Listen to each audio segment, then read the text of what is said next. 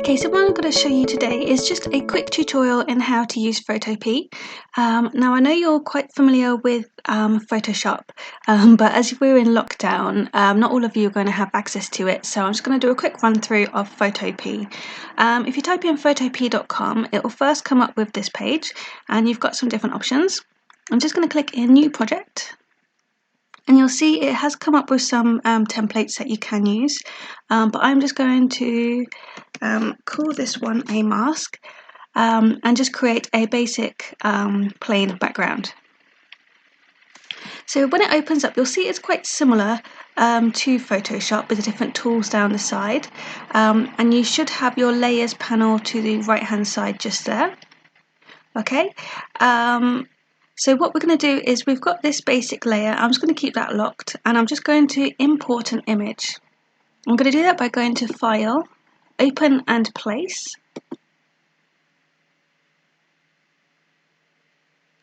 And I'm just going to find an image that I like the look of. I'm going to have this snowy picture. And when it's in this mode, you can just move it, hold down Shift, and you can drag it, and it won't change the actual resolution with the dimensions of the image. It will just keep it the same. And I'm just going to open up another one as well.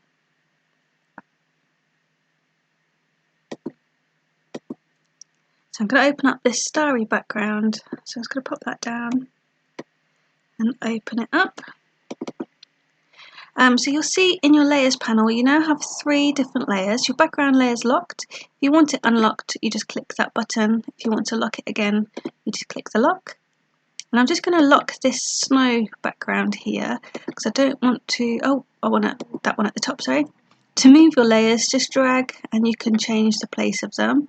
So I want to lock this purple layer because what I'm going to try and do is get those stars to show on the space just here in the sky. So we're going to have a little practice using a mask layer. So what you want to do for that is you want to click on the actual image and click down here. You've got, it looks like a camera, that's the best way to describe it, or a box with a circle in it, and it says Add Raster Mask. So you just click on that one.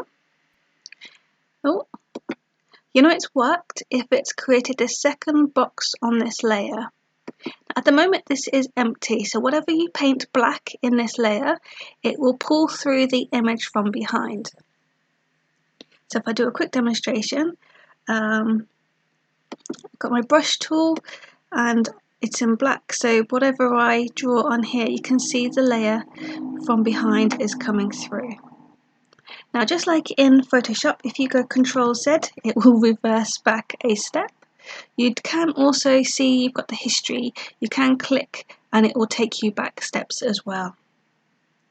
So down the side here, you see you've got different options, but I want to just go onto this magnetic lasso tool.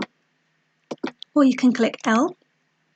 And what I want to do is I just want to draw around the sky, because that's what I want to colour in basically with the picture beneath.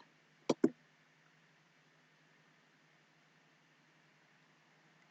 not too worried about the person on there, so I'm not going to include them.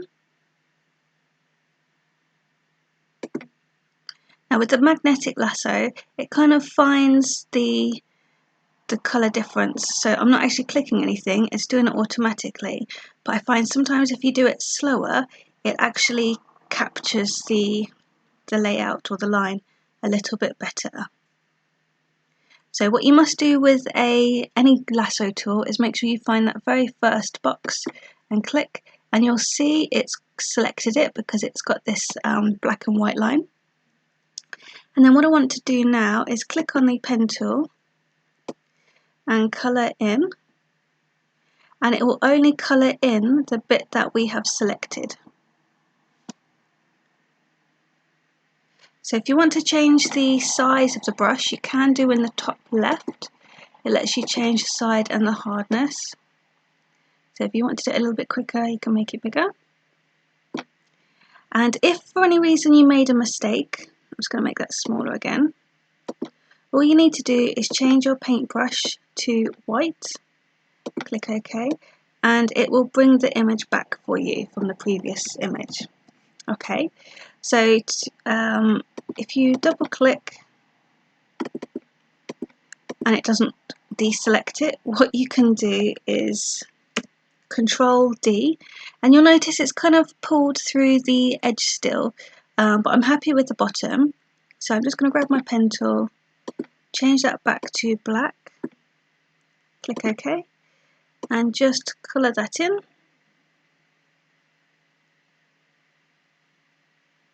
Like so. Okay, so there's a quick tutorial just to show you how to use the mask tool in Photopea, and this is a website that is free to use, and to save your images you can go File, Export As, you could do JPEG, PNG, PDF. If it's got vectors in it, you can save it as an SVG if it's to go onto the web, but for this one I'm just going to do JPEG. It will ask you what quality you'd like. You click save, it will save it, probably go into your downloads folder.